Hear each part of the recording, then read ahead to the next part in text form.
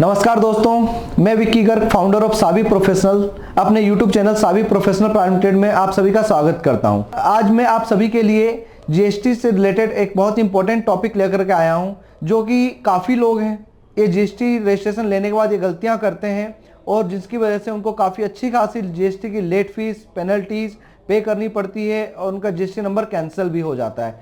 तो आइए दोस्तों, मैं आप सभी को बताता हूँ कि आज का हमारा टॉपिक क्या है। उससे पहले, इस टॉपिक में हम आगे बढ़ने से पहले मैं आप सभी से रिक्वेस्ट करता हूं कि आप हमारे YouTube चैनल को सब्सक्राइब करें और इसमें बेल आइकन को दबाएं, जिससे आपको आगे की इन्फॉर्मेशन और जीएसटी से रिलेटेड और भी काफ़ी अच्छी खासी इन्फॉर्मेशन आपको मिलती रहे। तो दोस्तों आइए मैं शुरुआत करता हूं अपने जीएसटी टॉपिक के बारे में। जैसा कि दोस्त हम सभी जानते हैं कि जीएसटी रजिस्ट्रेशन जिनकी अगर कोई ट्रेडिंग करते हैं तो जिनकी टर्नओवर 40 लाख से ऊपर है उनके लिए मैंडेटरी है, और जो सर्विस प्रोवाइड करते हैं और उनकी टर्नओवर 15 लाख से ऊपर है तो उनके लिए मैंडेटरी है। बट काफ़ी सारे व्यापारी ऐसे भी हैं जिनकी टर्नओवर इनसे कम है, फिर भी वो जीएसटी रजिस्ट्रेशन लेते हैं। उनका पर्पस कुछ और होता है, जैसे कि उनको करंट अकाउंट ओपन कराना पड़ता है। तो कुछ बैंक्स कहते हैं कि जीएसटी रजिस्ट्रेशन मैंडेटरी है, तो आप जीएसटी रजिस्ट्रेशन लेके आइए करंट अकाउंट ओपन कराने के लिए। किन्हीं को लोन अप्लाई करना होता है तो उनके लिए जीएसटी रजिस्ट्रेशन मांगते हैं और तो उनके लिए जीएसटी रजिस्ट्रेशन लेते हैं। लेकिन वो लोग क्या करते हैं कि जीएसटी रजिस्ट्रेशन तो ले लेते हैं, लेकिन जीएसटी रजिस्ट्रेशन लेने के बाद 4-5 काम ऐसे होते हैं जो हमें करने मैंडेटरी होते हैं। अगर हम ऐसा नहीं करते हैं तो उसकी वजह से हमें अच्छी खासी पेनल्टी और लेट फी पे करनी पड़ती है। तो आइए मैं आप सभी को बताता हूं एक एक करके वो सारे 4-5 काम क्या क्या हैं। तो सबसे पहला काम ये है कि जब भी हम जीएसटी रजिस्ट्रेशन लेते हैं तो जीएसटी रजिस्ट्रेशन लेने के बाद हमें उस अपने जीएसटी रजिस्ट्रेशन में जो भी हमने अपने प्रिंसिपल प्लेस का एड्रेस दिया है या फिर हमने कोई भी एडिशनल प्लेस ऑफ बिजनेस का एड्रेस दिया है, तो अपने उस एड्रेस पे या हमें जीएसटी का नंबर और जीएसटी का एड्रेस, हमारे फर्म का नाम, हमें एक बोर्ड बना करके वहां पर अपने एड्रेस में लगाना होता है। क्योंकि इसमें कई बार ऐसा होता है कि कभी भी जीएसटी ऑफिसर की कोई विजिट होती है, कोई सर्च होती है, वो हमारे एड्रेस पर आते हैं और हमें हमारे प्रीमाइसेस पे बोर्ड नहीं मिलता है, उसमें आपको 25 से 50 हजार रुपए की पेनल्टी पे करनी पड़ सकती है।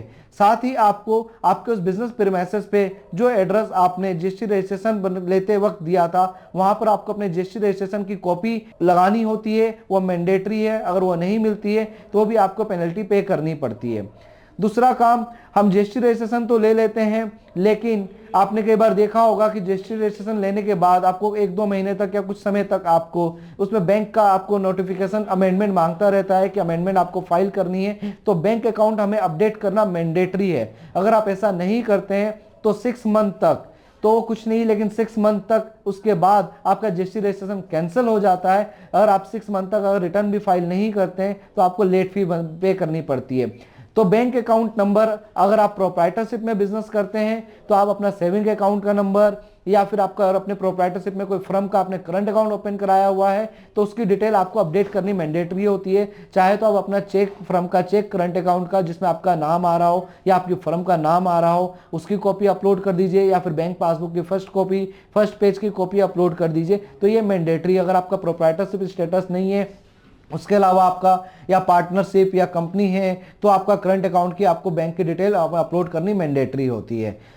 तीसरा ये कि आपने अगर बिजनेस स्टार्ट किया है, चाहे आप अपना नया बिजनेस स्टार्ट कर रहे हो या फिर आपने अभी कोई पुराना बिजनेस आपका जिसमें पहले जीएसटी एप्लीकेबल नहीं था और आपने उस फर्म पे अपना जीएसटी नंबर लिया है, अगर आपका कोई भी स्टॉक है तो आप उसका इनपुट भी ले सकते हैं। जी हाँ, अगर आपके पास कोई भी एग्जिस्टिंग स्टॉक है जो आपने जीएसटी नंबर लेने से पहले आपके पास था, आपने परचेज किया था, तो उसका भी इनपुट ले सकते हैं। लेकिन वो कैसे? उस स्टॉक का आपके पास प्रॉपर बिल होना चाहिए, प्रॉपर टैक्स इनवॉइस होना चाहिए जिसके ऊपर जीएसटी एप्लीकेबल हुआ हो, जीएसटी चार्ज हुआ हो, और उसके बिहाफ में आपको, उसके अगेंस्ट में आपको ITC 01 फाइल करना होता है, जिसके बेसिस पे आपको इनपुट टैक्स क्रेडिट मिलता है। इसके बारे में हम और जानकारी अपनी नेक्स्ट वीडियो में देंगे। हम आपको बताएंगे इसके क्या प्रोसीजर्स हैं, क्या कंप्लायंसेस हैं, आपको कैसे फाइलिंग करनी है, ये सारी चीजें हम आपको बताएंगे। तो इसके अलावा अगर आप जीएसटी नंबर ले लेते हैं तो आपको सेक्शन 31 ऑफ जीएसटी एक्ट 2017 के अकॉर्डिंग आपको प्रॉपरली जीएसटी इनवॉइस इशू करना मैंडेटरी होता है। अगर आप ऐसा नहीं करते हैं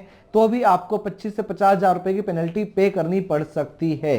जी हाँ, as per section 31 of CGST act 2017 आपको टैक्स इनवॉइस का फॉर्मेट है, जिसमें आपको कुछ चीज़ें आपको हिदायत रखनी पड़ती हैं, जैसे कि आपको 16 डिजिट से ज़्यादा आपका टैक्स नंबर नहीं हो, आपके जो सप्लायर हो सप्लायर का प्रॉपरली जीएसटी नंबर हो, उसका एड्रेस हो, नाम हो, आपका स्टेट कोड हो, आपका टैक्स की प्रॉपरली बाइफरकेशन हो। तो और भी काफ़ी सारी चीज़ें हैं जो हम अपने नेक्स्ट वीडियो में आपको डिस्क्राइब करेंगे complete section 31 of CGST 2017 act के अकॉर्डिंग। तो ये अगर आप ऐसा नहीं करते हैं तो भी आपको 25 से 50 हज़ार रुपये तक की पेनल्टी पे करनी पड़ सकती है। जी हाँ दोस्तों, इसके अलावा और सबसे इंपॉर्टेंट चीज़ क्या है जो आपको ध्यान में रखनी, जो अक्सर काफ़ी लोग ये गलतियां करते हैं और काफ़ी लोगों का जीएसटी नंबर कैंसिल हुआ है और काफ़ी लोगों को अच्छी खासी जीएसटी की लेट फी पे करनी पड़ी है और उन्होंने पे करी है, तो वो है अपनी जीएसटी को रिटर्न फाइल करना। दोस्तों सभी लोग जीएसटी नंबर तो ले लेते हैं, जीएसटी रजिस्ट्रेशन भी करा लेते हैं, उनका काम भी हो जाता है, उनका बैंक अकाउंट ओपन हो जाता है, उनके लोन भी हो जाते हैं, लोन की फाइलिंग भी अप्लाई हो जाती है, अपलोड हो जाती है, लेकिन उनका और किसी पर्पस के लिए उन्होंने जीएसटी नंबर लिया वो भी काम हो जाता है, लेकिन उनकी टर्नओवर इतनी ज़्यादा नहीं होती, जिसकी वजह से वो टैक्स इनवॉइस उनका रिटेल का काम होता है, तो उनमें आपको टैक्स के मैंडेटरी नहीं होती है, कोई टैक्स इनवॉइस इशू करना मैंडेटरी नहीं होता है, तो वो लोग भूल जाते हैं अपनी जीएसटी रिटर्न को फाइल करना। जी नहीं, जिस दिन से आपने जीएसटी नंबर लिया है उसी दिन से आपकी जीएसटी रिटर्न फाइल करना मैंडेटरी हो जाती है 100% आप सभी के लिए। अगर आप ऐसा नहीं करते हैं तो अगर आपकी नील की रिटर्न आप फाइल करते हैं तो 20 रुपये पर डे की पेनल्टी आपको पे करनी पड़ती है लेट फीस में, और आपकी कोई ट्रांजैक्शन होती है, कोई टर्नओवर होती है तो 50 रुपये पर डे की आपको लेट फीस पे करनी पड़ सकती है, जो कि मैक्सिमम 10,000 रुपये पर महीने की आपकी लेट फीस होती है। अगर आपने 6 महीने तक अगर कोई रिटर्न फाइल नहीं करी है तो आप समझ जाइए आपको कितनी लेट फी पे करनी पड़ेगी अगर आपको जीएसटी नंबर को एक्टिव रखना चाहते हैं तो। नहीं तो आपका जीएसटी नंबर भी कैंसिल हो जाता है और इन फ्यूचर कभी भी आप जीएसटी अप्लाई करते हैं तो काफ़ी सारे कॉम्प्लिकेशंस आपके साथ आ सकते हैं।